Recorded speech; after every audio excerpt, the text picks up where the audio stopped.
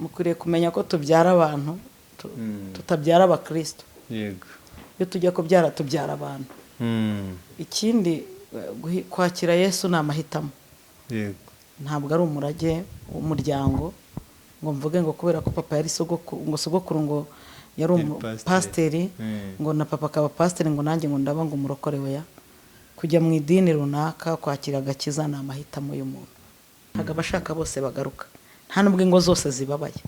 Oya, hari n'abanezerewe, hari n'abaryohewe n'urushako, kandi urushako ruraryoha.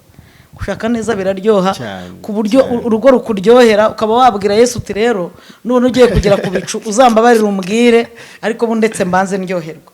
Urugo ruraryoha. Rero nufata ubuzima bwawe ukabwubakira ku bantu bananiwe, uzaba nawe uzaba uri uwa mbere mu kunaniza imibereho yawe. Ntabwo dukwiriye guhora tuvuga abananiwe, hari n'abashoboye. Satani nakwereka ibibura uzajya umwereka ibihari. Nakubwira abatsinzwe dufite n'abatsinze. Nakubwira abasenye ngo umwereke n'abakizubatse. Nakubwira abashatse nabi umwereke abashatse neza. Nese ntibahari. Ntabwo rero twajya tuvuga ngo nta gikwe ngo abagiye baragaruka, hagarutse bangaye. N'isunda bagarutse ni wowe, erega ntabwo uri abandi. Ntaho byanditse ko igitabo Mutesi ari gusoma aricyo nawe uzasoma. Ntaho byanditse ko umusozi Mutesi yananiriweho nawe uzawunanirirwa. Wenda ni wowe wa mbere uzawushobora ugakora ibitandukanye n'ibyo we yakoze. Nese niba ari umuswa nawe uri umuswa, kuki se wafata ubuzima bwawe ukaburebera muri runaka wananiwe? Oya, gikwe kirahari ndetse cyane. Ntabwo tugomba kurebera mu bitarashobotse, tugomba kwizerera mu bishoboka. Ariko inshuti yawe kubabaje ubyandika ku musenyi aho umuyaga w'urukundo uzaza ukabisiba. Iyo gukoreye ikintu kiza ubyandika kwibuye aho uzahora ubyibuka ukabimureberamo ukamusabira umugisha. Rero mugenzi wawe muri kumwe mu partner wawe ibibi ujye ubishyira ku musenyi, umuyaga w'urukundo nuzubisibe. Ibyiza ubyandike kwibuye yaba kuri Kristo cyangwa n'ahandi. Ujye uhora uvuga ngo umugore wanjye ateka neza, asubiza neza, basakana kamwe keza agira. Ukagrandise ukagire kanini kugira ngo kabashe kunesha zanenge zose uhora ubona. Ariko igihe cyose tuzagendana ukajya ufata ikibi akaba ari cyo ushyira imbere. Urugo rufite inzika, fiançailles irimo inzika, ubushuti bufite inzika ntago burama.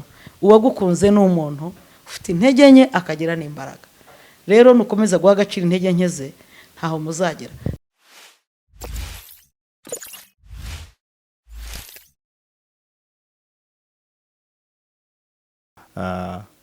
Papa na mama bahora barwana ugasanga bigize ingaruka ku bana. Ariko se noneho umuryango uhera ryari? Umuryango ninde? Umuryango ninjye nawe. Ariko abantu bakereye umuryango n'umugore n'umugabo. Kure rero bitangira cyagihe nkeka ko bishobora kuba bitangira igihe mu gifiansanye. Nibyo? Nabyemera ariko nyine en general umuryango n'umugore n'umugabo ushyirwaho n'Imana. Ubundi Imana ikintu irema yaremye umugore n'umugabo. Yego. None hari abantu bajya kubana umwe nitekereza ko batagiye muri fiançailles. Umugabo yarabyutse yarakangutse akanguka avuga ngo nakara ko mu mara yanjye. Ntabwo yakangutse ajya kumurambagiza iwabo, ntabwo yakangutse afata iminsi yari gutera imitoma. Yakangutse umwe ari umugore undi ari umugabo. Uriya wari umuryango. Ari umuryango. Ikijyanye no kuba umuntu yagira fiancé akaba kuri fiancé bakabana kurandirwa nk'umukristo ukibona gute? Nibyo cyangwa sibyo? Ntabwo navuga ngo sibyo kubera ko nabisanze. Use ibintu nsanze aka kanya najya kubihakana mpereye kuki. Okay. Kandi umuntu arangirwa n'undi n'Imana. Kera tutaranavuka barateruraga. Ntabwo wahuraga n'umusore ngo muganire. Washidukaga iwanyu bagiye kugushyingira utazi aho bakujyanye. Utanamuzi. Bakagenda banagutwikiriye. Ukagenda bakakugezayo. Kandi izo ngo nazo zarubakaga. Zigakomera se? Rega ntago twavuga urugo dushingiye ku myizerere kuko na mbere y'imyizerere umuryango wari uriho. Kuko hari abantu ubu ngubu barimo gusenya ingo avuga ati nahageze ariko nasanze atari we Imana yangeneye, agata nk'umugabo cyangwa agata nk'umugore. gusenyuka kw'ingo ntago bibaye ubu, na kera byarabaga. Gusa impamvu uyu munsi tuvuga ngo byariyongereye nuko hari ikibyamamaza, ariko na kera byari bihari ku rugero rw'abantu bariho icyo gihe, sibyo? Uyu munsi rero kubera ko ibintu bya social media isigaye ivuga n'ibyo munsi y'igitanda na hehe, amakuru dusigaye tuyamenya cyane, niyo mpamvu tuvuga ngo ibintu byariyongereye. Ariko Satani ntiyambaye itaburiya ngo kera yakoraga atayambaye. Uko Yezu yarari niko na n'uyu munsi ari, uko Satani yarari niko n'uyu munsi ari. Ntiyihannye, nta nubwo yahinduye izina ngo abe yitwa Muyomba weya. Ibyo yakoraga n'uyu munsi aracyabikora. None uyu munsi kwa ko turi mu gihe tumenya amakuru ako kanya, niyo mpamvu tuvuga ko ibintu byiyongereye. Ariko icyo gihe cyane ntabwo twari dufite amakuru. Kandi none ikindi mbibutse ko ibihe bihe ibindi, iki nicyo gihe, ni igihe cyacyo. No minsi yashize cyari igihe cyacyo. Ntabwo rero twagereranya wenda ibihe ngo tuvuge ngo uyu munsi ngo gutya na gutya, sibyo? Kurangirwa n'Imana bibaho, kurangirwa n'umuntu bibaho, kandi izo ngo zose zakomera. Kandi mbibutse yuko Imana iri mu bantu, mbibutse ko Imana iri mu bantu. Rero ushobora kurongora umugore nakurangiye, ariko atari njye wamukurangiye, wamurangiwe n'Imana. Ariko Imana ikaba yaraciye muri jyewe kugira ngo nguhuze na wa muntu, kuko ari jyewe uziranye na wa muntu. Ibyo byose birashoboka. Ushobora kurangirwa n'umuryango, warangirwa na nyokorome, ushobora no kumushaka utamushaka bitewe n'igitsure cyaso cyangwa icyanyuko, icyo gitugu. Byose birashoboka. Tuvuge ko abahuye bakaba bana bagasazana ari b'Imana yemeye ko babana, ni ukuvuga hari abahura bakabana nk'imyaka 2 bagatandukana. Navuga ko navuga ko ari bemereye Imana kubana. Ntabwo navuga ko ari Imana yemeye ko babana, bo bemereye Imana kubana. Divorce urayemera se pastor? Ko ntago najya gushyira Imana muri gatanya, ahubwo nemera ko ibyo mwemereye Imana ari byo bafashamo gukoramo. Iyo mutayemereye rero ubwo mutayemera, ntabwo Imana ifata ku ngufu. Ubuzima bw'umuntu mu bice bigize ubuzima bw'umuntu Imana itajya yivangamo, ni amahitamo. Kandi ubuzima bw'umuntu bugizwe n'amahitamo, ariko iyo bigeze ku mahitamo ntabwo Imana yivanga mu bintu byacu. Oya, uzanarebe neza n'agakiza, mpagaze ku rugi ndakomanga, umuntu niyumva ijwi ryanjye agakingura, nzinjira. Ntabwo ari ku ngufu, nta ngufu ziza, ntazibaho. Burya mu bintu Yesu yagiye asigaho uruhare rwacu. Murashaka ko mbagirirane, mwese yarabiye ko bashaka guhumuka, habaho amahitamo. Tubanza kubyemeranya, ubuzima ni amahitamo. Nimuhitamo kubana amahoro, it's okay, amahoro azaba mu rugo rwanyu. Hako nimuhitamo gutandukana, muzatandukana. Nta cyaha kirimo. Nimwemerera Imana, nimwemerera Imana, nayo izabemerera. Hako nimutayemerera ntabwo Imana ifata ku ngufu. Na biriya ngo Uwiteka yavuze ngo nutanyemerera kwica, ntabwo bibaho. Ubuzima ni amahitamo, kandi Imana ntijya yivanga mu mahitamo y'abantu. Kandi ngo Mwuka Wera ngo yabinkoresheje ku ngufu woye, ahubwo buryo wari ubisanganywe n'ubundi wabikora. Ngo kiri iki gitenge ngo nkiguhe, ngo nabihaswe, ngo mbikoze ku ngufu, ntazihari n'ukuri. Burya ahubwo muri we harimo gutanga. Mwuka Wera ari kugufasha ibyo n'ubundi ushobora gukora, ntabwo ari ku ngufu. So rero kumbaza ngo divorce ndayemera, hari amagambo menshi tujya tuvuga nk'abavuga butumwa, tukaba dufashije shitani gukora, kandi ntacyo byadutwara tutagize icyo tuyavugaho. Byanditse muri Bibiliya, gutandukana byanditse muri Bibiliya, ni ibintu bibaho, abantu baratandukana. Gutandukana kw'abantu birashoboka, ariko nicyo kintu gikomeye cyane Satani akoreramo. Satani agize amahirwe mwatandukana, kubwo agize amahirwe mwatandukana, kuko iyo umuryango uhari, mu muryango no hano hacirwa intwaro za kirimbuzi zo kurimbura ubwami bwa Satani. Uyu muryango mureba, umugore n'umugabo iyo bahuye, nibo babyara aba bantu b'abapasiteri bari gukora ibitangaza, nibo babyara abahanuzi, nibo babyara abavuga butumwa, nibo babyara abandi bapasiteri, nibo babyara abadokiteri bakomeye bavura indwara zikomeye zimwe Satani abazi ngo azarimbuza abantu. Dufite abadokiteri bazivura, abo bavuye mu muryango. Umuryango niwo ubyara abayobozi b'ibihugu. Umuryango ni ikintu gikomeye cyane. Satani rero yagize amahirwe, umuryango watandukana, kubwe ari ku rugero akomanga, agize amahirwe watandukana n'umugore wawe, watandukana n'umugabo wawe. Nta mana, nongere mbivuge, nta mana ibaho itandukanya abashakanye, ntayihari. Ni Satani utandukanya abashakanye, ntayibaho rwose. Kandi ikindi Imana ntifata ku ngufu ngo mvuge ngo none se ngo ko babanye bavuga ko ari Imana yababanishije, kuki bageze imbere bagatandukana, Imana irivuguruje? Oya, Imana ikorera mu mahitamo yacu. Nimuyemerera muzagumana, ariko nimutayemerera nta n'umwe ifite gufata ku ngufu. Ibintu rero nibiba, ntabwo nshaka ko abantu tubyitirira Imana, twifata intege nke zacu ngo tuzitirire Imana. Winanirwa ngo ubyitirire Imana. Niba warakunze umusore umukurikiye amafaranga urayabuze, witangira kwitirira Imana ngo yakubwiye ko atari umugabo wawe. Niba warakunze umugore umukurikiye amafaranga urayabuze, wibyitirira Imana ngo yakubwiye ko atari umugore wawe. Vuga uti ndananiwe, cyo naje nshaka muri urugo ndakibuze, ndigende, cyangwa niboneye nyina nzajya hepfo cyangwa se zaje hariya ukaze kumuruta ndigendeye. Bivuge gutya, ariko abantu bambabarira. Kandi nta n'urubanza ku Mana icyo gihe. Nta rubanza Imana irabifite. Urubanza ni urwawe, ni urwawe, amahitamo yawe niyo yonyine azakugeza ku mperuka, ku munsi w'imperuka, ku munsi wawe wa nyuma. Ariko abantu bambabarire, tureke kwitirira Imana. Nta Mana isenya ingo, nta Mana itandukanya abantu rwose pe. Iyo ntayo, iyo nsenga namenye kuva ndi umwana kugeza iyi saha, ntayihari. Ahubwo abantu bambere b'abaterankunga bambere Satani akoresha mu gusenya urugo ni umugore n'umugabo. Ni njyewe nawe, ni njye nawe twakwisenyera urugo, nitwe Satani akoresha. Kandi abantu bambere Imana ikoresha mu kubaka umuryango nabwo ni njye nawe, ni umugore n'umugabo. So rero ibyo uvuga ngo Imana yaradutandukanije ngo ibiki n'ibiki, kamabwiza ukuri, iyo Mana ntabwo ariyo jye nizera.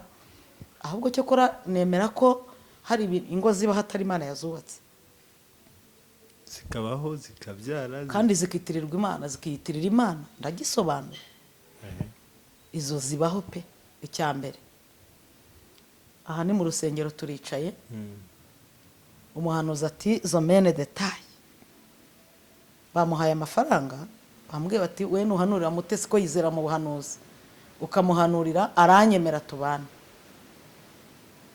Bamuhaye amafaranga rero bamuhaye, araje tuwiteka akakubwira ngo umugabo wawe ni John. I'm so sorry, mbavuga amazina akuje mu byako kanya wenda yiwacu, kugira ngo batazagira uvuga ngo niwe navuze. Hama noneho nariza nkaba ndabyemeye kubera ko Imana tuvuganira mu buhanuzi. Nemeye nde wa mugabo John, tugiye kubana. Mu by'ukuri nge nzi ko ari Imana ivuze, kandi siyo uvuze ari kuvugishwa n'amafaranga bamuhaye. Sibyo bintu bibaho ubundi? Bibaho cyane. N'urubanza nigeze nkiza, umuhanuzi ari kubwira umuntu ngo nutampa amafaranga yanjye ndabivuga. Urumva ko ntararukijije. Rero nk'izo ngo ntabwo nibaza ko ari Imana iba yazubatse. Ibintu twubakishije amarangamutima yacu tubeshyera Imana, biruta ko wagenda ukarambagiza ukavuga ngo nagukunze. Iby'Imana ukabitereka ku ruhande. Iby'Imana ibikoreramo cyane, sibyo? Kuko abarambagije bose ntabwo bavugiwemo n'Imana. Rero nk'urwo rugo ntabwo Imana ikunda kubaka, ikunda gushyigikira ibintu yubatse. Nubona ibintu urimo Imana itabishyigikira, rimwe na rimwe uzamenye ko ari igihe atari yo yabyubatse. Sinibaza nimba wagiye kuraguza ugaha umusore imiti cyangwa ugaha umukobwa imiti mukabana, mu nyuma uzabeshya ngo urugo ngo rwasenyutse, ngo ugashyiramo Imana ntayihari. Nemera ko umusingi w'urushako, uburyo wahuye n'umugore, uburyo wahuye n'umugabo, nibwo buryo bubakira urugo. Niba mwarahuriye mu rukundo, niba mwarahujwe n'umupfumu, niba mwarahujwe n'umukozi w'Imana, niba muzi neza ko yakoreye mu mpano y'Imana, ibyo bintu bizabubakira urugo. Muzavuga muti ni Imana yaduhuje, dufite ko twahuye gutya na gutya. Ariko niba icyabahuje mudahora mukigaragiye, urugo rushobora gusenyuka. Ibintu bisenya urugo ni byinshi cyane. Hari n'abasenya ntako atagize. Guhura n'umuntu ni kimwe, ariko guhuza nawe ni ikindi. Hari nanirwa guhuza, kandi kuranirwa guhuza n'umuntu ndakumva amateka y'umuntu uko yabayeho, uko yarezwe, aho yarerewe. Hari igihe kubana n'undi bimunanira. Ntabwo abantu bose bafite ubushobozi bwo kubana n'abandi. Ashobora kugira icyifuzo akamuzana bakajya mu nzu, ariko kubana igihe bikamunanira kubera imico afite, kubera ibikomere by'ubuzima yagiye ahura nabyo, kubera uburere yagize, bikaba byamunanira guhuza n'umuntu bari kumwe. ukajya uvuga utari ko se ko ndi umugabo mwiza ko ntacyo mba ntakoze kuki umugore ananiye kubera amateka y'uko yabayeho bikamunanira kubaka neza kubera amateka ye. Buri muntu ku isi rero afite amateka ye. Njyewe iyo bavuze ngo urugo rurasenyutse nta muntu n'umwe mbureminga ku mugore cyangwa umugabo. Turakora iki se pastor ko mu Rwanda biri kwiyongera divorce ziri kuza hejuru, turakora iki kugira ngo zigabanyuke? Erega kuvuga ngo turakora iki kugira ngo zigabanyuke ntago turakora ikirenze icyo dukora. Nzi neza ko n'ubundi u Rwanda rukunda umuryango. Hari inyigisho nyinshi z'umuryango mu rusengero, inyigisho z'umuryango cyakora ziri kugenda ziyongera kubera ko n'ibintu biri kugenda byiyongera. Hari ibintu byinshi guhugura abashakanye, abagiye gushaka, ntacyo tutari gukora hepfo na rwo ngo dutangatanga. Ariko iyo winjiye ibwina ukora ibintu bitandukanye abantu, usanga kuri iyi nshuro utapfa no kumenya imbaraga zihishe inyuma ya divorce izarizo. Wicaza umugore n'umugabo ugasanga umugabo ari mukuri, umugore ari mukuri, ariko bananiwe guhuza. Ugasanga umuntu ananije mugenzi we. Bibutse ko hari n'abantu bananiza abandi, nabyo birashoboka kugira ngo akureke agende, akakunaniza bien. Kindi abantu bose iyo bagiye gushaka, hari abajya gushaka batagiye gushaka. Iki nacyo mukimenya. Umuntu akaba yifitiye iminsi azamara mu rugo rwawe cyangwa azamarana nawe, afite ibyo aje kwihigira, ashaka guhindura stati yako kanya kora akashaka ibyangombwa cyangwa arashaka imodoka cyangwa arashaka amafaranga, arashaka umugabane imitungo yakubonanye. Urya ntago abagiye gushaka. Erega mwibuke ko abajya gushaka bose batagiye gushaka. Ntibimwangiriza izina sibyo? Umuhemo, umuntu ufite guhemuka muri we ntago yitaye ku izina, nta kintu bamubwiye iby'izina. Rero pole ku muntu wese wasenye urugo bitamuturutseho. Pole rwose jye namuha pole. Sinzi n'impamvu sosiyete dukunda gukubita amacumu abantu basenye. Ndabyemera ni icyasha pe, ni icyasha gikomeye cyane. Ariko mbibutse ko uyu mukobwa viwabo adafite gahunda yo gusenya, uyu musore viwabo adafite gahunda yo gusenya. Turabaherekeza, tugatanga amafaranga, tukambara neza, tukajya mu masaro, tugafata umwanya wacu, tukajya mu birori byabo ngaho berekanywe, bagiye mu rukiko, twagiye muri dote, twagiye muri mariage religieuse, twagiye muri reception. Ibyo bintu byose tukabijyamo. Reba igihe tuba twatanze. Uyu mukobwa, uyu musore ni gake cyane ko wamubona ari muri bintu atagiye gushaka. Yego barahari baba batagiye gushaka, ariko mbibutse ko ashobora kugeraho ikibuga kikamunanira. Kandi abananiwe bose ntabwo twabajugunye. Umuntu ashobora kunanirwa urugo ariko ashoboye kukwigishiriza umwana. Umuntu ashobora kunanirwa urugo ariko ashoboye kugucungira umutekano. Umuntu ashobora kunanirwa urugo ariko ashoboye n'ibindi. Rero niba umuntu hari ibyamunaniye, mureke turebe ibyo basashoboye. Aho ari ibyo tumufashirizamo, tuvuge ngo basi aha warananiwe ariko aha washobora. Kandi ikindi, umuntu wasenye urugo ni umuntu ufite igikomere gikomeye cyane, afite agahinda muri we nubwo adafite uwakereka, ariko arababaye. Atakaje umugabo wo mu busore bwe, wo mu bukumi bwe, atakaje umugore wo mu busore bwe, atakaje ikintu gikomeye muri ejo hazaza he. Uyu muntu arababaye, ntago ari uwo gutukwa. Wakirara we, wagikiwe, ndaya, igisambo, ibiki, urugo rurakunaniye. Ni ikintu kibabaje kubona umwana akoze ikizamini agatsindwa, we wakamufashije akaba ari wowe kumwibutsa ko ari umunyabwenge bukeya, katagira ubwenge. Nyamara umufashe ukamwereka. Ntange na message ku bantu bakira abana babo bahukanye. Kuba umwana yahukanye akazi wawe ntabwo biguha, ntago ari byo biguhaye urwaho rwo guhora umucyurira. Wagishuba zikowe. Umuhungu wananiwe umugore, wananiwe urugo, undi bizakumarira iki? Unaniwe umugabo bizakumarira iki? Urimo uramwica kabiri. Gerageza kumutabara kuko ageze ahantu ashobora no gupfa. Benshi baraniyahura. Ageze ahantu ashobora gupfa kuko habaye igitutsi mu muryango. Kiba ari igitutsi. Nibutse n'abantu basenye ingo, niba uyu munsi umuryango uri kugutuka, byihanganire, ni igitutsi. Unaniwe ikintu umuryango wagushyizemo uzi neza kuzagishobora. Baho mu buzima busa n'ubuciye bugufi no gusaba imbabazi. Uvuga uti babyeyi mu mbabare, narubatse birananira, ariko suko ntabishakaga. babe bakwereka amakosa ufite unayumve. Tugerageza no kumva abantu baduhana batubwira bati nyamara aha gutya niho hatumye utubaka. Wahinduka ukumva umugabo wawe, wahinduka ukumva umugore wawe. Rimwe na rimwe iyo ingo zisenyutse abo tugiye dusanga n'ubundi cyihorere, n'undi mure kuri ya mugabo, n'undi mure kuri ya mugore, nabo badufasha gusenya. Satani rero akadusenyagura. Ariko ahantu ugiye ushyikira bwa mbere igihe wasenyaga, bagufasha kongera kubaka cyangwa bakagufasha gusenya burundu. Rero uyu muntu wasenyutse, mbibutse ko adasenyutse wenyine, asenyukanye n'abana, asenyukanye n'inshuti, asenyukanye n'umuryango. Yari afite poste runaka ari gukora, n'umuntu mu gihugu ufite icyo amariye igihugu, ariko uruhande rumwe arasenyutse. Rero nitumusenyagura tugakubita na bya bindi amariye igihugu ntazabikora. Ariko bishoboka ko tugomba kumwegera tukamubwira tuti pole bibaye gutya, ariko se urumva ugikeneye kubaka, byibuze ngo tugufashe. Habeho nk'abantu 5 bamenye inenge afite, bagerageze kumusura amenye inenge afite. Ariko ikibazo turabahunga nabo bakaba mu bwigunge, bakanitaza. Ugasanga umwana ari mu cyumba cyawe yikingiranye icyumweru, ngo umukobwa wanjye rega ngo yaratashye ngo ari hano, umuhungu wanjye se ngo nuzika atakibana n'umugore. None se wabikoze wiki? Urumva ari ikintu cyo kuganiriza abantu udafite icyo bikoraho.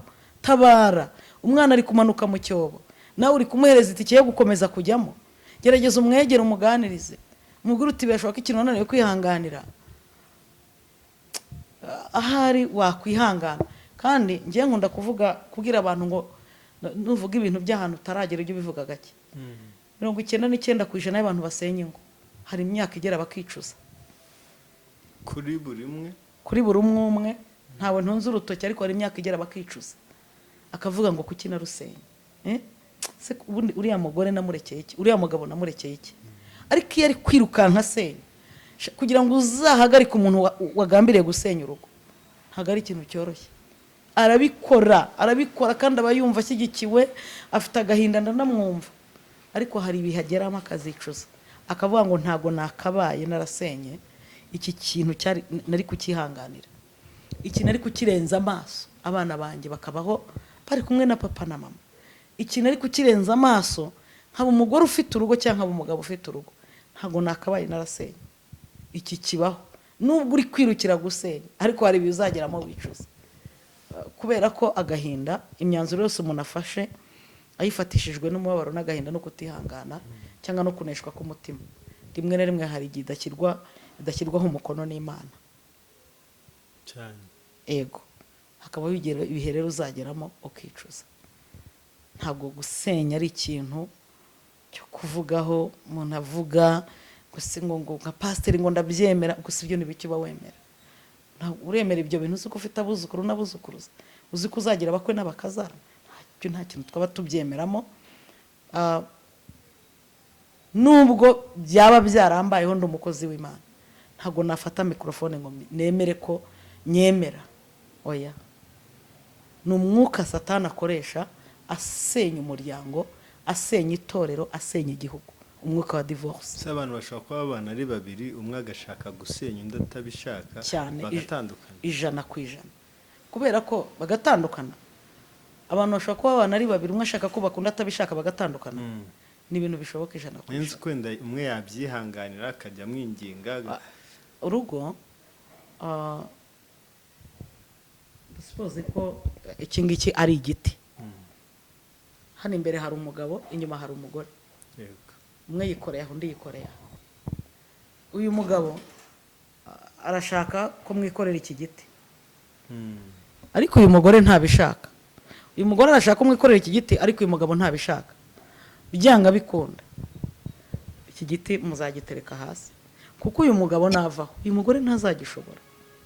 Uyu mugore navaho uyu mugabo ntazagishobora. Urugo ni urw'abantu babiri. Niyo mpamvu ngewe najya muremenga ngo mvuge ngo uriya mugabo urugo ngo yananije umugore, ngo uyu mugore yananije umugabo.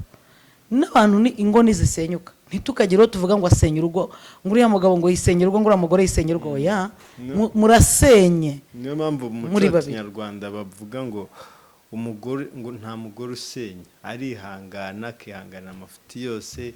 Niyo mpamvu nari nkubajije ko umugore azwi nk'umuntu wihangana. Ariko nanone se umuntu atagukundiye se ngo mwihanganire, umuntu ahagurutse se akaguta wabigenza gute nese nanone uzihanganira abaringa nese ubundi ubwo uzamukura yese adahari kuri ubu ibyo ni ibintu byabaga kera ariko ubu ngubu kubera ko satani agenda abikoreramo ikintu gikomeye binarangira umuntu atandukanye n'undi ukajya hari ukirerera abana ukajya hari ukibanira n'abana bawe ukajya hari ukagira amahoro yawe kugira ngo ugire amahoro ukayahereza undi niba umuntu adashaka ko mwubakana wakubakana nande niba umuntu atabishaka akoreka ibimenyetso by'uko atabishaka nawe ati singushaka akajya no kwaka ubutane kandi uyu munsi igihugu cyacu ntabwo kibanisha abantu badashaka kubana ntabwo bishoboka kuko niho haturuka impfu ninga ufata nka gutsiragira kuri runaka kuko iyo turahira mu mategeko haranditse ngo tukazabana nk'uko twabyiyemeje dukurikije uko amategeko ya Repubulika y'u Rwanda biteganya ni ukuvuga ngo rero tureke n'igihugu cyacu no ku isi nta muntu ubanyisha undi atamushaka kuko niba umuntu atagushaka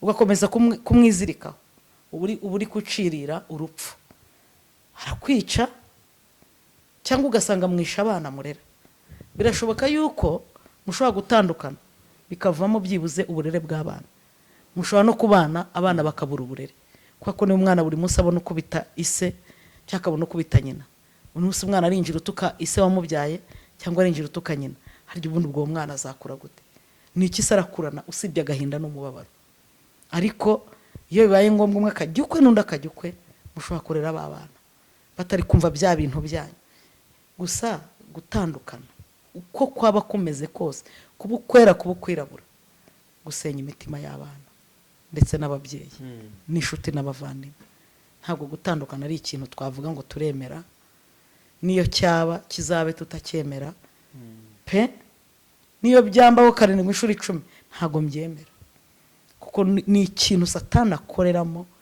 cyane cyane ku buryo bwihuse cyo gusenya abantu benshi icyarimwe imiryango ahita isenyera icyarimwe yindi yaje gusaba no gukwana kugira gute umwe two dushyingirana ahita basenyera icyarimwe inshuti zisenyera icyarimwe kuko umugore n'umugabo bari gutandukana umwe bafite abafana undi bafite inshuti yego rata undi yego rata babane no basenyukiye icyarimwe abana rero noneho nabo barasenyuka n'abajya ku ruhare rwa nyina hari abajya ku rwa papa cya papa ni kibi cya mama ni kibi urumva gutandukana divorce ni ikintu satani akoreramo akicira abantu benshi icyarimwe nibuye rimwe atera ariko akica inyoni zirenzemo niyo mpamvu rero bishobotse yaba umukozi w'Imana mugenzi wanjye wese ufata microphone duse n'abahinduriye imvugo ibihe biri kugenda biba bibi twayirwanya twayihashya kuko uyu munsi Darlene akurikiye iki kiganiro akumva ngo mama arayemera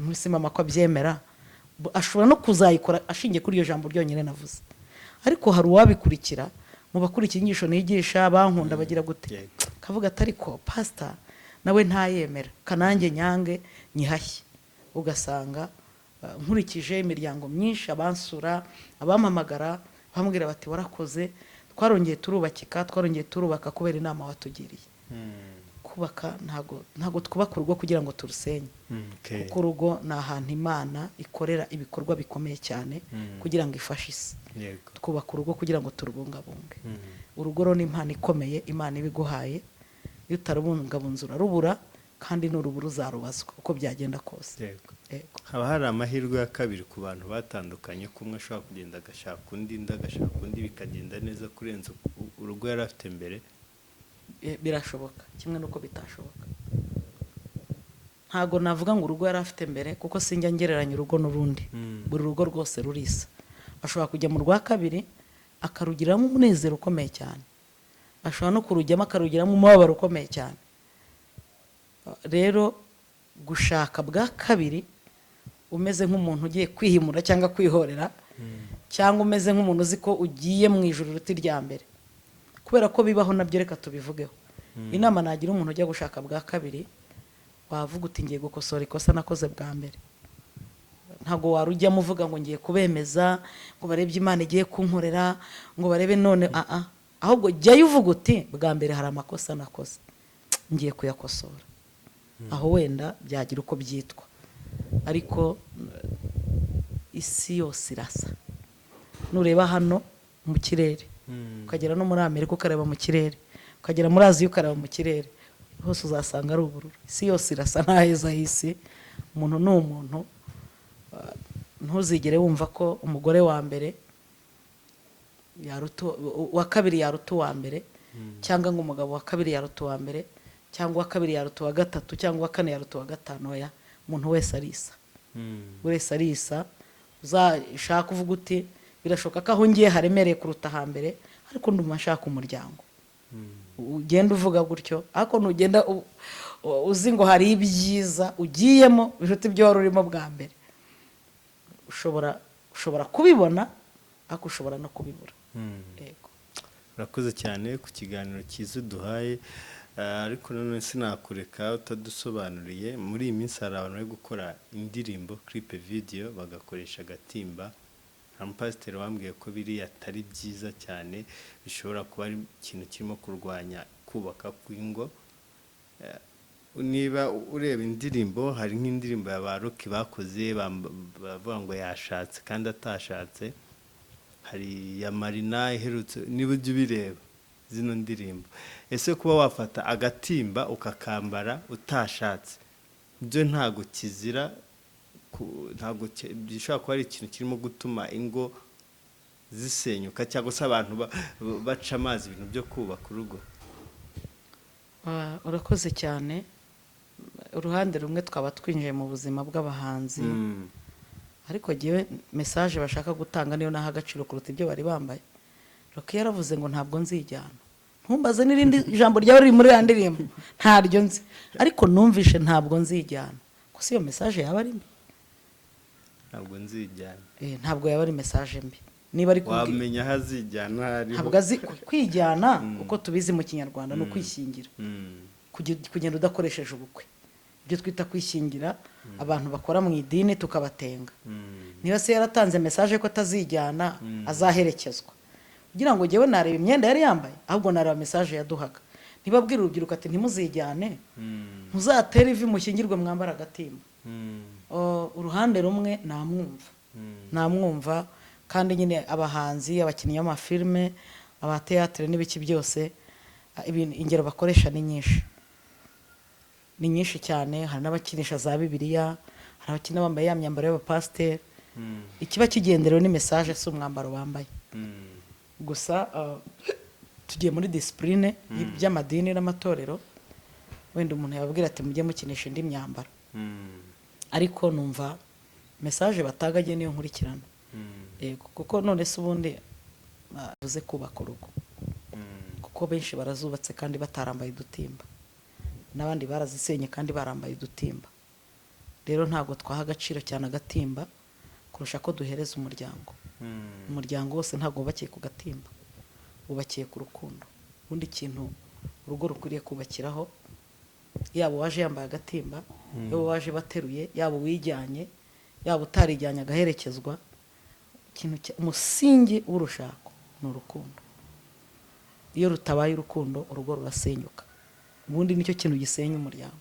Urukundo ariko rushobora gukayuka narwo? Ntabwo rukayuka. Ni ukuvuga ngo ubwo nta ruba ruhari.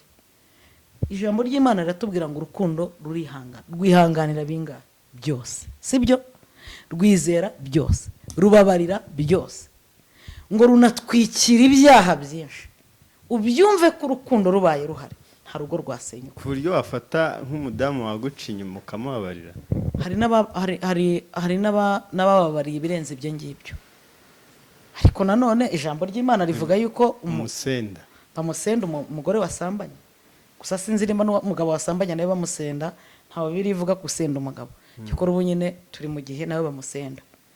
Aho iminsi tujyana niho twerekeza, sibyo? Rero nta kintu na kimwe kibaho kera kirabura kitihanganirwa mu rushako. Ahubwo umubaje w'imitima ntabwo yayiringanije. Birashoboka ko icyo runaka yasenye cyamunaniye kwihanganira, bishoboka aricyo kiri iwanjye kandi nkaba mbashe kukihanganira. Birashoboka ko icyo ngewe nihanganira kwa runaka kitakandagira, kuba yavuga ati urihangana ye baba we rwose ntacyo udakora. Imitima yacu ntabwo yakira ibintu kimwe. Nta nubwo ro twashingira ku kintu runaka ngo tuvuge ngo mufashe, hari n'abamufashe 5 na 6 na 7. Ngewe nzi uwamufashe inshuro nyinshi, akanagenda agahagarara ntari gusambane, kandi bakongera bakubaka. Akamamagara ati pastor mushuti wawe noneho ndahangaha akose koko byo nibyo ati ngwino nkwereke ati reba message ko bagize gutyo ko byagenze gutya na gutya kandi akamwihanganira noneho hari nufata message umugore yakwandikiye ngo uri umugabo mwiza cyangwa umugabo yakwandikiye ngo uri umugore mwiza ikabatandukanye urumva ko rero nta kintu na kimwe kitakwihanganirwa ahubwo imitima yacu ntabwo yakira ibintu kimwe kandi gufata umwanzuro wo gutandukana rimwe na rimwe no kuneshwa ku mutima ni nyine umutima ubuneshejwe yego biragoye cyane kuko hari n'abatandukana akakubwira ati umudamu yanciye inyuma wamubaza ikibazo ugasanga nawe wenda yaragize uburwayi kuko gushaka ukagira uburwayi bwo hasi urabyumva ibyo bintu ikindi nanone ntabone urubyaro ibyo bintu urumva icyo kintu kirakomeye kuba wagumana n'umuntu ntabwo ibyo twabishingiraho dutandukanya abantu none se ubundi uba waravuye iwanyu urongorwa cyangwa waravuye iwanyu uhetse umwana none se ko wari ubayeho utarongorwa cyangwa udahetse umwana ntabwo wari uriho kuba se usanze mugenzi wawe afite ubwo burwayi atabyara cyangwa afite ikibazo cyo mu myanya y'ibanga ari ikiremba wenda ari ikiremba abaye yaragushatse abizi ko ari cyo icyo gihe yakwirengera ingaruka ariko byaramubayeho ari uko mubanye bitewe n'uburozi cyangwa uburwayi busanzwe ntabwo urumva byaba ibyo gusiga mugenzi wawe wagira inama uwo mudamu ati ahantu ugiye kubyara no kurongorwa kereka wenda uhise ushaka undi mugore cyangwa ugahita ushaka undi mugabo urugo rwubakirwa pastor ntabwo ariho honyine ntabwo urugo ntabwo rushingiye kuri sexe gusa hari n'ababanye kandi batayikora barahari babanye kandi batayikora bitewe n'uburwayi cyangwa se ikindi kintu runaka cyabaye muri uwo muryango umuryango ni ikintu kigari tutashingira ku mibonano mpuzabitsina gusa oya gusa ifitemo uruhare runini cyane rukomeye mu muryango ariko rero ntabwo nabwira umuntu nyumva ngo niba umugore atabyara cyangwa umugabo atabyara ngo uzamute ngo cyangwa ngo niba ngo iyo gahunda itabaho ngo uzamute uzabanza umenye impamvu itabaho niba yaragutekeye imitwe akakuzana ukaza kwicwa n'inzara uzi ko wari uje kurya azirengera icyemezo cyose uzafata ariko niba byaramubayeho muri kumwe umenye ko n'undi uzashaka bizamubaho umenye ko n'undi uzashaka bishobora kumubaho nawe se uzamuta gutyo ese ayo mazu uzayamara gutandukana n'uwo mwashakanye umujije icyago runaka kimuteye ntabwo uba ufite ubumuntu ukwiriye kumenya ko uri mu isi n'undi uzashaka gishobora kumubaho gutyo rwihanganira byose ko kantu uvuze nibyo mama Darlene Pastor Mutesi turagushimiye cyane amagambo ufite ni meza wenda umuntu yazashaka ikindi gihe akagaruka ariko ibyo uvuze byose kubireba biramugirira umumaro reka tugushimire cyane cyo kuza ufite nk'icyo ushaka gusoza utubwira cyangwa ubwira abakurikiranye kino kiganiro umwanya ni uwawe ubundi tugasoza tukaguha umwanya ukajya muri gahunda zawe urakoze cyane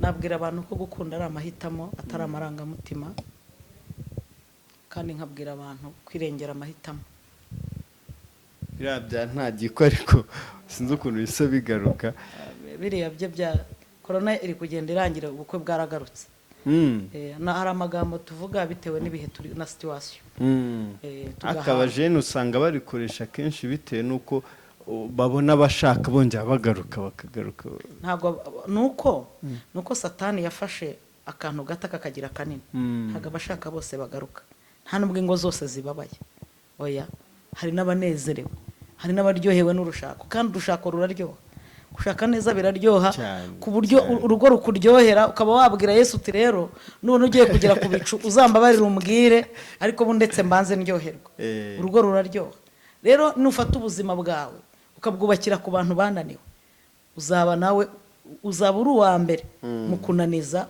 imibereho yawe ntabwo dukwiriye guhora tuvuga abananiwe hari n'abashoboye satani nakwereka ibibura uzajya umwereka ibihari nakubwira abatsinzwe dufite n'abatsinze nakubwira abasenye ngo umwereke n'abakizubatse nakubwira abashatse nabi umwereke abashatse neza nese ntibahari ntabwo rero twajya tuvuga ngo nta gikwe ngo abagiye baragaruka hagarutse bangahe n'isundi abagarutse ni wowe erega ntabwo uri abandi ntaho byanditse ko igitabo Mutesi ari gusoma aricyo nawe uzasoma. Ntaho byanditse ko umusozi Mutesi yananiriweho nawe uzawunanirirwa. Wenda ni wowe wa mbere uzawushobora ugakora ibitandukanye n'ibyo we yakoze. Nese niba ari umuswa nawe uri umuswa, kuki se wafata ubuzima bwawe ukaburebera muri runaka wananiwe? Oya, gikwe kirahari ndetse cyane. Ntabwo tugomba kurebera mu bitarashobotse, tugomba kwizerera mu bishoboka. Icyo nabwira abantu rero, gukunda ni amahitamo, ntabwo gukunda ari santima. Ikindi ndagusaba kwirengera amahitamo yawe. Unkunda wampisemo. Iyo uhisemo umuntu rero umuhitanyemo n'intege nke ze n'inenge ze n'amadega ye n'ibiki byose, ntabwo ukunze marayika. Uwo musaraba uwihangane, ugenda uwikorere niwe wamukunze, umuhitamo. Irengera amahitamo yawe. Bikubwira ngo umugore wazanye arahengamye ko ari ngo aragakobwa kwa runaka ngo gahagaze neza. Irengera amahitamo yawe. Abantu bazagutuka kubw'amahitamo. Ibyo uhitamo ntabwo byanezeza bose, ariko niba bikunejeje wowe it's okay. Ibyo uhitamo ntabwo bizanezeza papa na mama n'abandi, ariko nimba wowe wumva byakunezeza, igihe cyarageze ngo utandukane nabo, genda wubake umuryango wawe. Kwirengera amahitamo. Kuvuga ngo nahise ngo nashatse umugabo utarize none haje abize. Oya, irengera amahitamo yawe. Nkunda kuvuga aka kantu kabiri. Ntabwo umuntu wakunze azaba wowe, nawe ntabwo uzaba we. Wamukunze uri A, ukunda B. Nimwese nimumanuke mujye muri C, mujye guhurizayo. Guhura ni kimwe ariko guhuza ni ikindi. Ntabwo rero wafata umugore ngo umuhindure wowe, nawe ntiyaguhindura we. Cyokora wahinduka wowe mwiza, nawe akaba we mwiza, bitewe n'ikiguturutsemo cyangwa ikimuturutsemo. Ikindi narenzaho, urukundo ni ubuzima, urukundo ni ukuri. Mu rugendo rw'urujya n'uruza rero rw'ubuzima bw'urukundo, uzahura n'abakubabaza n'abagushimisha.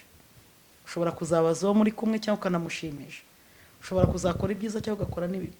Mushobora no kuzahura namwe ubwanyu n'ababatenguha, mwe mutatenguhanye. Muzabyihanganire. Mu rugendo habamo ibiziba, habamo izuba, habamo imvura, ariko habamo n'igicucu, habamo n'ibintu byiza cyane. So rero tuzahabwa impundu dutabarutse. Nta muhanga mu by'uru rugendo, nta wakwirata uburambe muri byo, nta muhanga mu rushako, nta wakwirata uburambe muri bwo.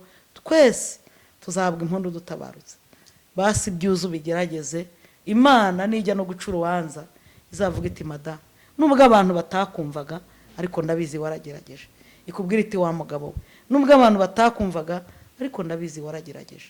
Hanyuma ibindi ubwira Imana iduhitiremo. Bakobwa basore, ikoresheje amarangamutima yawe n'ibyo ushima n'amahitamo yawe, Imana yaguhitiramo. Idaciye ahandi hantu iciye muri wowe indani, Uwiteka yaguhitiramo. Ikindi narenzaho, tubabarirane.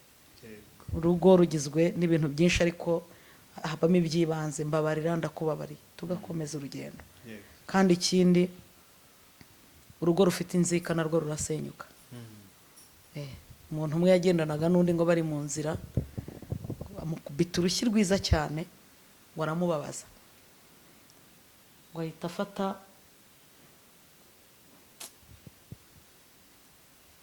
kumusenyi arandika, inshuti yanjye irankubise kandi babaje ubuzima bwanjye. Barakomeza baragendana. Ngo bageze imbere, wa undi wamukubise, uwo bakubise ngo yikubita mu cyobo. Uwamukubise ajya mu cyobo amukuramo. Noneho ngo ashaka ibuye, yandikaho ngo inshuti yanjye ikijije ubuzima bwanjye. Bakomeza urugendo. Ngo bageze imbere aramubaza, ngo ndagira ngo usobanurire, kubera iki nagukubise ukababara ukabyandika ku musenyi, nagukura mu cyobo ukabyandika ku ibuye? Ngo aramubwira ngo inshuti yanjye, muri uru rugendo rw'ubuzima hari igihe uzambabaza, nanjye hari igihe nzakubabaza cyangwa uzangirira neza, ariko iyo inshuti yawe kubabaje ubyandika ku musenyi, aho umuyaga w'urukundo uzaza ukabisiba. Iyo igukoreye ikintu cyiza ubyandika ku ibuye, aho uzahora ubyibuka ukabimureberamo ukamusabira umugisha. Rero mugenzi wawe muri kumwe, mu partner wawe, ibibi ujye ubishyira ku musenyi, umuyaga w'urukundo nuza ubisibe. Ibyiza ubyandike ku ibuye, yaba kuri Kristo cyangwa n'ahandi. Ujye uhora uvuga ngo umugore wanjye ateka neza, asubiza neza, basi akantu kamwe keza agira, ukagrandise, ukagire kanini kugira ngo kabashe kunesha za nenge zose uhora ubona. Ariko igihe cyose tuzagendana, ukajya ufata ikibi akaba ari cyo ushyira imbere. Urugo rufite inzika, fiançailles irimo inzika, ubushuti bufite inzika, ntago burama. Uwagukunze ni umuntu ufite intege nke akagira n'imbaraga. Rero nukomeza guha agaciro intege nke ze, ntaho muzagera. Fata uruhande rw'imbaraga uruzamure, kabone nubwo rwaba ari ruto cyane ariko waruzamura mu kuzuza imbaraga mukagwiza imbaraga. Kandi ikindi ntuzigere ujya mu bintu uvuga ngo bizananira cyangwa ngo nzatsindwa.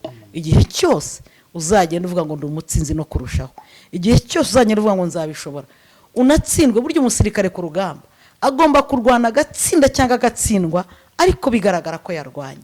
Mbizi neza ko Imana niyo mucamanza w'ukuri, niyo iri inyuma y'ibibazo byabaye cyangwa biba mu rugo rwawe, niyo iri inyuma y'ibibazo byabaye cyangwa biba muri fiyansaye yawe, ni nayo izagushyigikira igihe uwo muntu muri kumwe azaba agutengushye.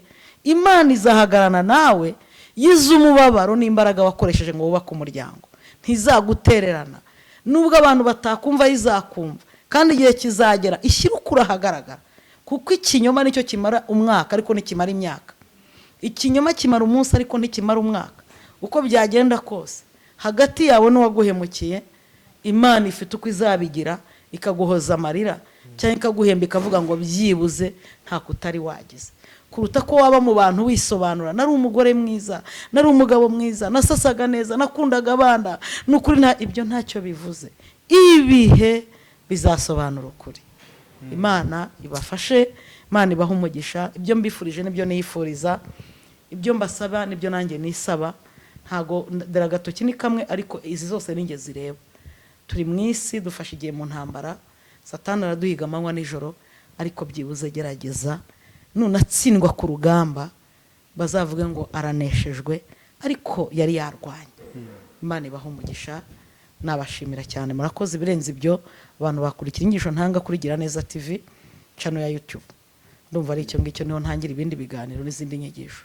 Murakoze cyane, Imana iguhe umugisha. Tuzagaruka tunatubwira urwo rurabyo, twabonye urwo rurabyo rufite icyo rusobanuye wenda kuri wowe. Ntabwo ari rumwe gusa, hano ni mu buzima bw'indabo. Tuzagaruka dufate undi mwanya tuganire bwite ku buzima bwawe, wenda ku byiza, ku byakomeza abantu. Nta kibazo. Imana iguhe umugisha. Murakoze cyane.